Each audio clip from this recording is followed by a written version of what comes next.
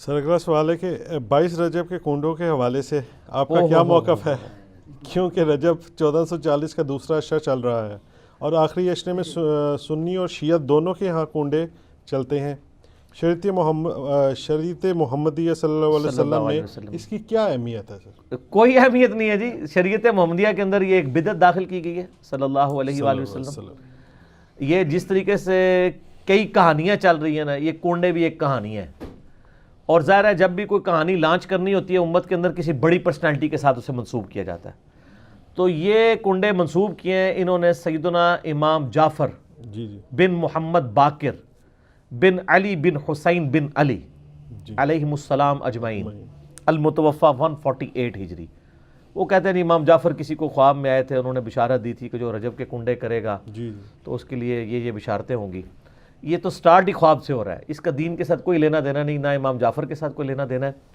یہ وہ ایک پراپوگنڈا جو شیعہ کے ہاں چلا اور وہ کنڈے چل رہے ہیں، اور سنیوں کے ہاں بھی چونکہ امام جعفر ایک ڈومیننٹ پرسنالٹی ہے، ان کو رسپیکٹ دی جاتی ہے، ہم خود دیتے ہیں، تو چونکہ اب ان کا نام بولا گیا ہے، جس طرح کہ 11ویں کے اوپر شیخ عبدالقادر جیلانی کا نام بول دیا جاتا ہے تو وہ 11ویں چلنا شروع ہو گئی ہے، اس طرح سنیوں کے ہاں بھی چلنا شروع ہو گئی۔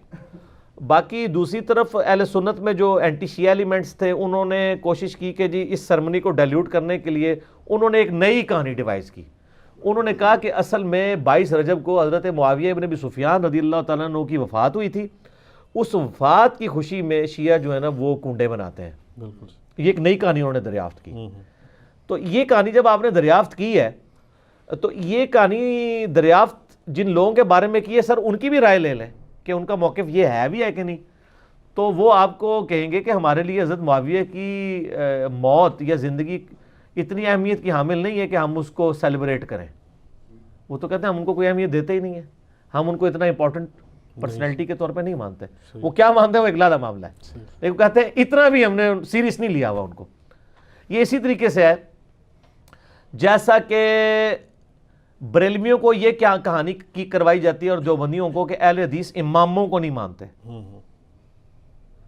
ہم بھی بچپن میں، میرا خود بھی سارے فرقوں میں، مطلب میرا تو بلٹ اپ سارا بریلویت میں ہوا ہے، تو اب یہ بہت بڑی کہانی اور چل رہی ہے۔ آپ کسی اہل حدیث سے بھی جا کے پوچھے کہ یار آپ اماموں کو نہیں مانتے، وہ کہیں گے نعوذ باللہ ہم تو مطلب اماموں کی خدمات کو لے کے چل رہے ہیں۔ چلے اگر امام حنیفہ رحمہ اللہ سے کوئی اختلاف بھی ہوا کسی مسئلے میں وہ تو الگ بات، باقی جو 3 بڑے فقہ کے امام ہیں، 3 وہ جو کہانی کرا کے بتائے گئے ہیں، یہ تو ہزاروں فقہ کے امام ہیں جن کے نام کتابوں میں ہیں لیکن وہ پبلکلی نہیں چلے۔ یہ وہ 4 امام تھے جن کو فرقوں نے آپ سمجھ لیں پروموشن کرنا شروع کر دی، تو ایک معاملات چل گئے، پارٹیاں مل گئی ان کو۔ جیسے نبی الاسلام کی ایک بیٹی سیدہ فاطمہ کو پارٹی مل گئی، باقی بیٹیوں کو پارٹی نہیں ملی تو وہ بیچاری مشہور نہیں ہوئی، حالانکہ شیعہ کی معتبر کتابوں کے اندر یعنی نبی الاسلام کی 4 بیٹیاں، ایران کے شیعہ تو 4، وہ کہتے ہیں یہ تو انڈاؤٹڈ مسئلہ ہے، یہاں پہ کہانیاں انہوں نے کروائی ہوئی ہیں۔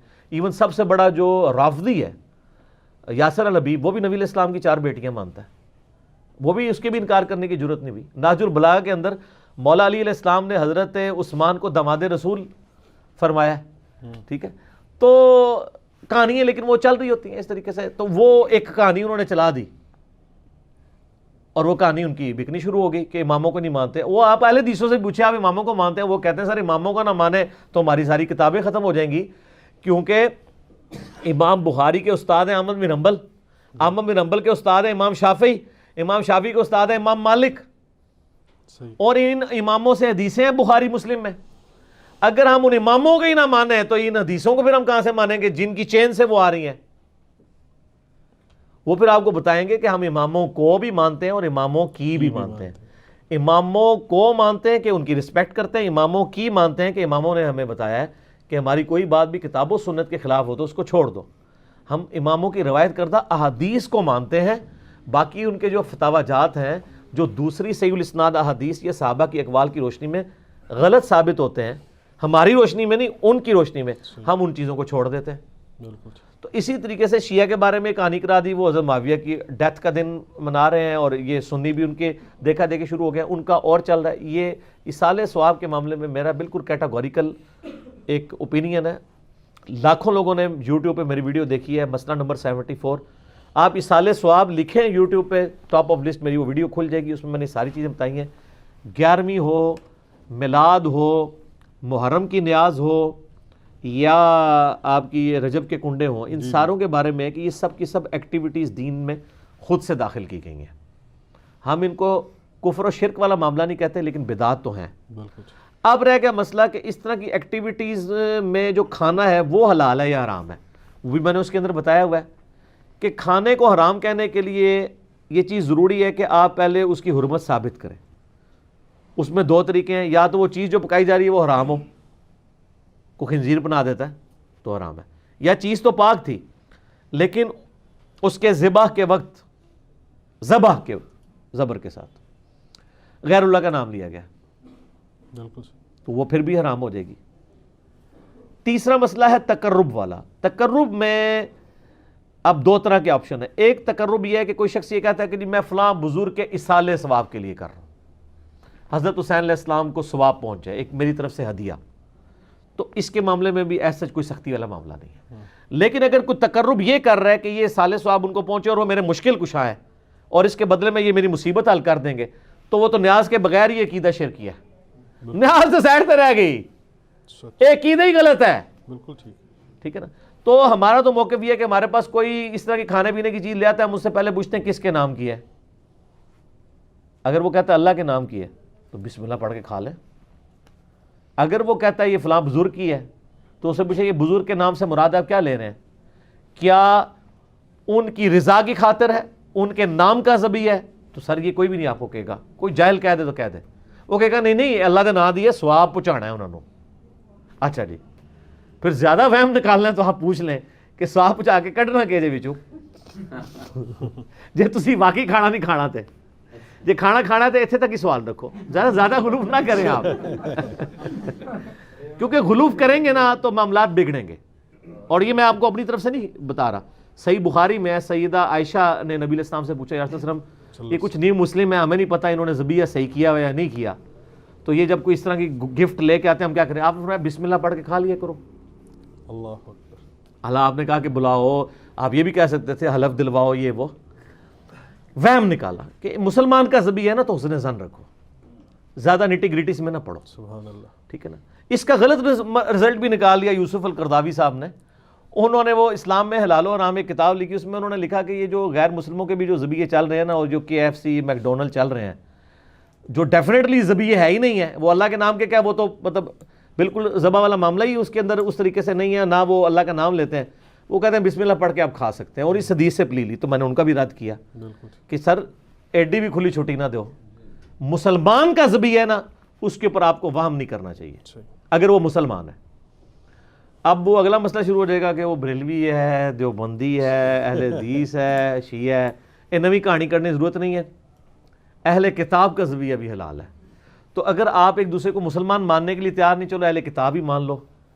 یہود و نصارہ کی عورتوں سے تو آپ کا نکاح جائز ہے سورۃ المائدہ کے پہلے رکوع کے تحت، اور اسی رکوع میں آتا ہے کہ اہل کتاب کا ذبیحہ بھی حلال ہے، کوشر فوڈ. جی ہاں، اگر وہ اللہ کے نام کے اوپر کیا ہو.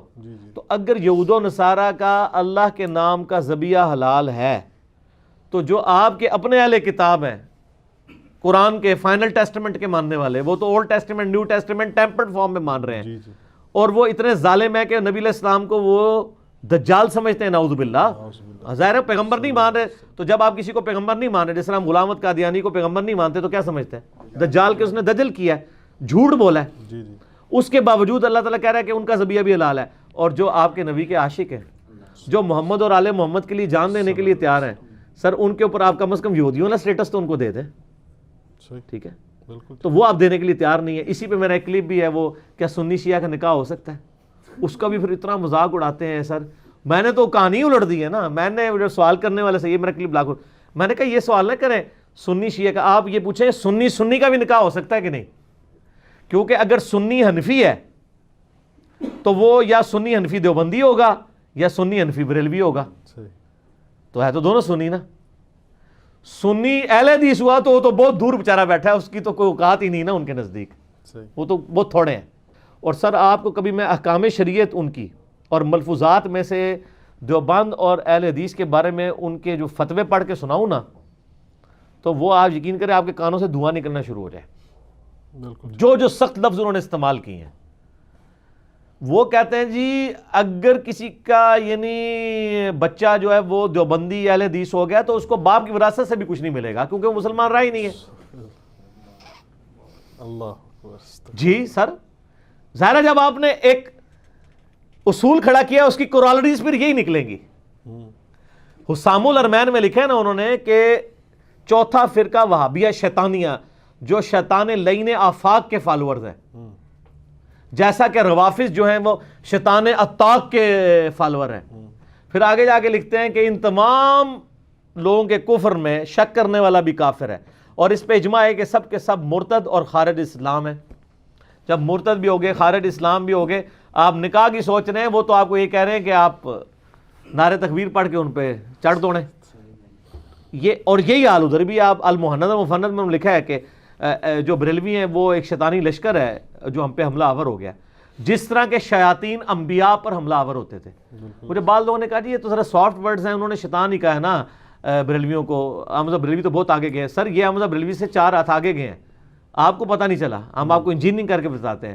انہوں نے لکھا ہے کہ یہ شیاطین اس طریقے سے حملہ آور ہوئے ہیں ہمارے علماء دیوبند پہ، اور ساتھ رضی اللہ عنہم بھی لکھا ہوا ہے علماء دیوبند کو. جس طرح انبیاء پر شیاطین حملہ آور ہوتے تھے، انبیاء پہ جو شیاطین حملہ آور ہوتے تھے وہ مسلمان شیاطین ہوتے تھے. یہ ایک طریقہ ہے ایسے کر کے کان پکڑنے کا، جیسا میں نے کہا نا کہ میں نے گرم تولیہ پھیر کے نا ان کے وہ سارے میک اپ اتار دیے ہیں. نہیں ہم نے کوئی تکفیر تو نہیں کی، ہم تو تکفیر کرتے ہی نہیں نا. پرانی باتیں، پرانے بزرگ، پرانے کہانیاں. اور نہیں آئی ہے کہانی کہ یہ نہیں آپ یہ لکھوا کے دیں کہ ہمارے علاوہ سارے فرقے ہمارے نزدیک گمراہ ہیں لیکن ایک نہ ایک دن جنت میں چلے جائیں گے عذاب بھگت کے کیونکہ مسلمان تو ہیں ہی ہیں. یہ آپ کو کوئی بھی لکھ کے دینے کے لیے تیار نہیں ہوگا دوسرے فرقے کے بارے میں. تو کیا کر رہے ہیں؟ تکفیر کر رہے ہیں. تو یہ تکفیر ہر جگہ پائی جاتی ہے، بعض جگہ چھپی ہوئی ہوتی ہے اور بعض جگہ ظاہر ہوتی ہے. وہ جو چھپی ہوئی تھی وہ بھی چھپی ہوئی نہیں ہوئی ہے، وہ اب سامنے آ گئی ہے چونکہ ہم نے اس کے لیے ایک آپ کو امپیریکل فارمولا دے دیا ہے جس میں آپ ڈالتے ہیں فوراً باہر آ جاتا ہے. ٹھیک ہے تو آپ چیک کر کے دیکھ لیں. بلکہ وہ آپ جب بات شروع ہی کریں گے نا تو سمجھ آ گئی ہے. اکثر لوگ ہمارے بھائی جاتے ہیں نا تو وہ بات شروع کرتے ہیں پتہ لگ گیا کہڑے اسٹیشن تو بول رہے ہیں. ٹھیک ہے نا. اب تو لوگ ڈرتے ہیں حدیث کا نمبر بھی مانگتے ہوئے. ٹھیک ہے نا. تو لوگ تو کہتے ہیں یہ گمراہی ہے حدیث کا نمبر مانگنا. تو اسی طریقے سے چلیں جس طریقے سے ہم آپ کو چلا رہے ہیں. فیوچر میں یہ بدعت ہو جائے گا حدیث کا نمبر. ہاں بدعت ہو جائے گا، واقعی بالکل صحیح بات ہے، بدعت ہو جائے گا. ٹھیک ہوگا.